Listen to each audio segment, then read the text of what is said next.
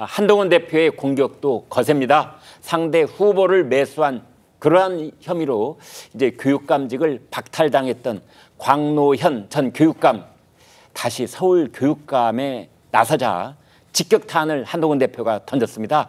듣고 오겠습니다. 윤석열 정권의 교육 후퇴와 파괴를 막아내고 혁신 미래기업 교육을 지켜내야 합니다. 저 광노현이 12년 전 겪었던 현상이 되풀이되고 있기 때문입니다. 첫째, 윤석열 교육정책 탄핵. 둘째, 조희연 낙마시킨 정치검찰 탄핵. 셋째, 더 큰 탄핵이 그것입니다. 소위 진보 교육감 광노현 씨가 국민의 혈세 30억을 토해내지도 않고 다시 서울시 교육감 선거에 나선다고 합니다.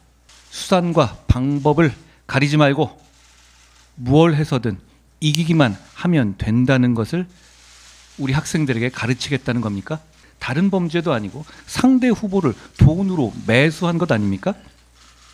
광노현 씨의 등장은 근래 역사에 기록될 만한 최악의 비교육적인 장면입니다.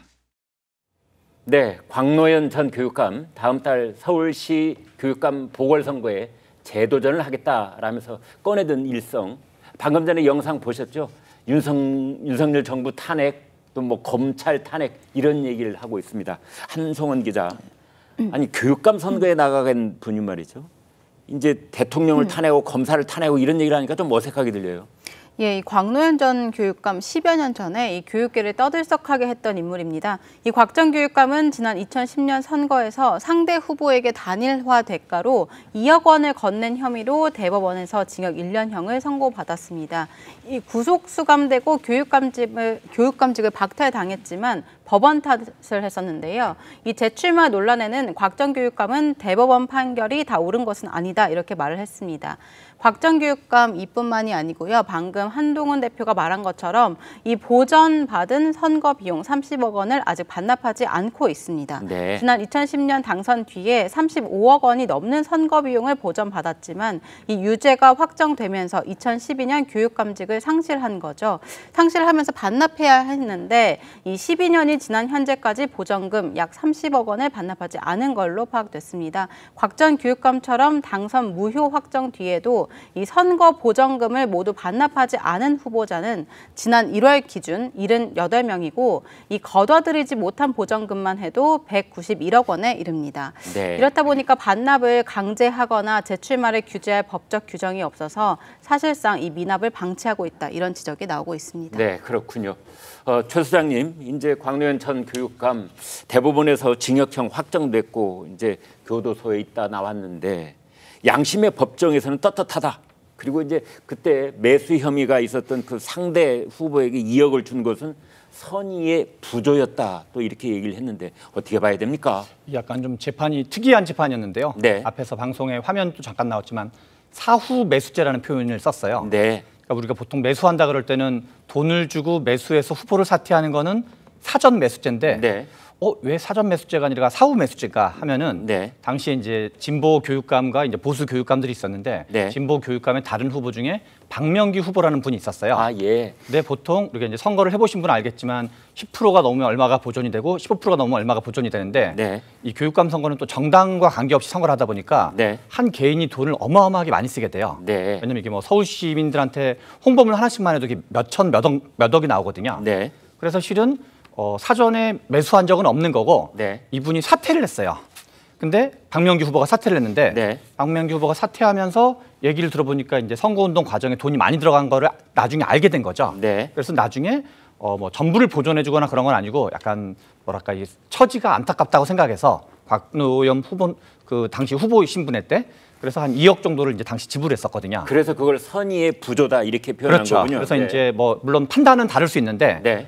이제 이 당시에는 이 사후 매수죄라는 거는 대한민국 재판 선례에서 존재하지 않던 거고 네. 당연히 매수라는 건 사전적으로 매수하는 게 매수인 거거든요. 네. 그래서 어떻게 보면은 광노현 이 교육감 사건으로 대한민국의 최초로 법리로 사후 매세죄라는 법리가 형성된 거로 볼 수 있어요. 그런데 최 소장님, 네. 우리 법리 중에는 부정처사 후 수뢰라고 네. 해서 이 범죄 행위에 해당되는 죄를 먼저 저질러 놓고 나중에 돈을 받는 그것도 징벌하도록 돼 있잖아요. 그렇죠. 근데 이제 그게 이제 후보가 사퇴하는 경우를 어떻게 볼 거냐 문제는 약간 이제 논쟁의 여지가 있겠죠. 네. 그러니까 이제 광노영 교육감도 실은 이제 법학을 하신 분인데 이분도 법학을 하신 분이거든요. 네. 그래서 법학을 하지만 본인이 생각하는 약간 법리와 네. 실제로 이제 우리 1심, 2심, 3심에서 대법원의 법리는 달랐던 건데 그런 점에서 이제 약간 나름의 어떤 이제 그 뭔가 재판 결과에 대해서 동의하지 않는 부분이 광노영 교육감 입장에서는 있는 거죠. 네. 그러나- 최 소장님은 어떻게 보세요? 그러니까 그럼에도 불구하고 실은 우리가 이제 어떤 공직을 한다는 사람은 네. 저는 이제 우리가 재판 결과가 뭐 진보 보수를 떠나서 못마땅할 수가 있거든요. 네. 그러나 뭔가 공직 그리고 기존의 제도권에서 활동하는 사람은 저는 기본적으로 그거는 인정하고 들어가는 게 맞다고 생각이 들어요. 네. 그러면 최 소장님은 대법원 판결이 옳다고 생각하십니까? 아니면 옳지 못하다고 보십니까? 제가 이제 어떤 법리에 대해서 이렇게 해박한 사람은 아니기 때문에 네. 옳다 그르다랑 좀 다른 의미에서 존중해야 한다라고 생각을 합니다. 네. 아니 공직을 하겠다는 사람 중에서도 교육감을 하겠다는 사람이에요. 네. 교육감은 우리나라 그 학생들에게 네. 바른 길을 가르치고 교육을 시켜야 되는 그 자리입니다. 서울시 교육감.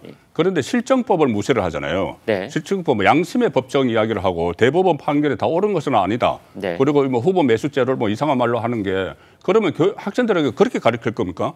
실정법은 사회적 약속이고 네. 학생들이 가장 먼저 지키고 해야 될 것이 그런 것인데 그걸 어떻게 가르치려고 하죠? 그리고 또 하나 조금 전에 탄핵 이야기 했지 않습니까? 네. 교육감 선거에서 정당을 배제하는 것이 정치성이 들어가지 못하도록 하는 거예요. 네. 그런데 그 교육감에 출마를 하겠다는 사람이 완전 정치 구호, 민주당이 외치는 정치 구호잖아요. 네. 탄핵을 외치면서 이렇게 하니까 저는 이 실정법이 엄연히 지금 무섭다는 걸 좀 보여줄 필요가 있다고 봐요. 네. 지금 이 국고 환수를 하지 않아도 출마를 할 수 있는 거 이것은 실정법이 허술한 거거든요. 네. 그런 법 제도를 좀 고쳐야 된다고 봅니다. 그런데 저런 말, 그러니까 교육감에 출마를 하면서 대통령 탄핵을 얘기하는 그런 목소리에 서울시에 그런 목소리에 귀를 기울이는 유권자가 많을까요? 어떻게 보세요?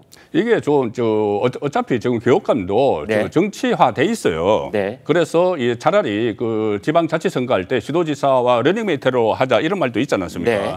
이렇게 정치화돼 있기 때문에 저게 먹힌다고 생각을 하고 저 이야기를 하는 겁니다. 네. 진보 유권자들에게 저 본인이 탄핵 이야기를 하고 하는 것이 또 뭐 실정법을 무시하고 양심의 법정 이야기하는 이런 것을 먹힌다고 생각을 하고 이야기하는 거예요. 네, 먹힌다고 생각을 하고 있을 것이다.